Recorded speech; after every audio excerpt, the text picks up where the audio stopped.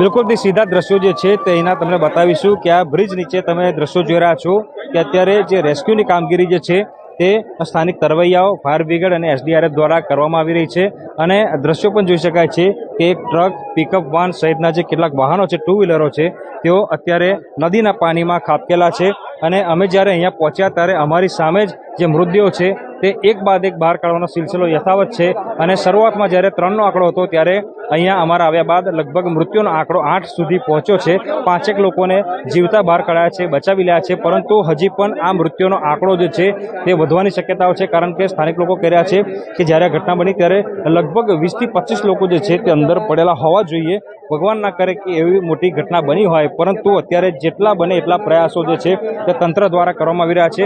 બીજી મહત્વની વાત કરીએ તો જ્યારે સ્થાનિક લોકોએ આ બ્રિજના સમારકામ માટે રજૂઆત કરી હતી ત્યારે પણ તંત્ર મૌન હતું અને આજે જ્યારે આટલી ગંભીર પ્રકારની દુર્ઘટના સર્જાય છે ત્યારે પણ તંત્ર મૌન છે। તંત્ર તરફથી સામે આવીને કોઈ પણ બોલવા માટે તૈયાર નથી, પોતાની ભૂલ સ્વીકારવા માટે તૈયાર નથી કારણ કે વડોદરા જિલ્લા કલેક્ટર પોતે અહીંયા ઉપસ્થિત છે, પરંતુ તેઓ મીડિયા સામે આવવાનું અને કંઈ પણ બોલવાનું ટાળી રહ્યા છે, રેસ્ક્યુનું બહાનું કરી રહ્યા છે।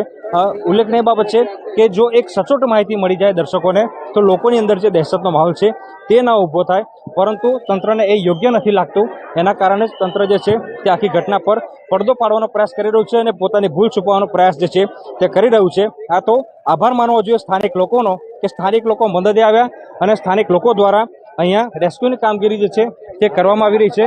જિલ્લા એસપી પણ જે છે તે અહીંયા પહોંચ્યા છે, આ ઘટનાનું નિરીક્ષણ કરી રહ્યા છે। આ કલેક્ટરે જો અગાઉ જ નિરીક્ષણ કર્યું હોત તો આજે આ બ્રિજ જે છે તે ધરાશયી ન થયો હોત, પરંતુ સ્થાનિક લોકોની વાત ક્યારેય ન સંભળાય અને આજે નિર્દોષ લોકોએ પોતાનો જીવ જે છે તે ગુમાવી દીધો। એટલે ટૂંકમાં કહીએ તો તંત્રએ જ નિર્દોષ લોકોને મોતરા કૂવામાં ધકેલ્યા છે એવું કહીએ તો પણ નવાય નહીં। અને દ્રશ્યો ફરી તમને બતાવીશું કે અત્યારે સ્થાનિક લોકો કઈ હદે મહેનત કરી રહ્યા છે અને જે અંદર ડૂબેલા લોકો છે તેમને બહાર કાઢવાના પ્રયત્નો જે છે તે કરવામાં આવી રહ્યા છે અને કલાકો વીતી ગયા, પરંતુ જે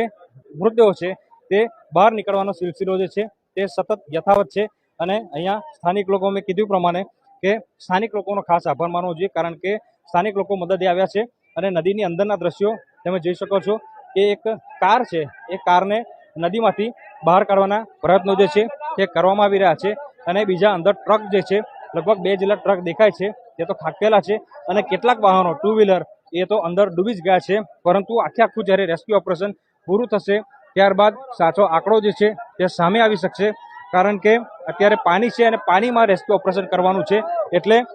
ચોક્કસ કોઈ આંકડો કે કેટલા લોકો અંદર ખાબક્યા હશે તે કહેવું ખૂબ જ મુશ્કેલ છે।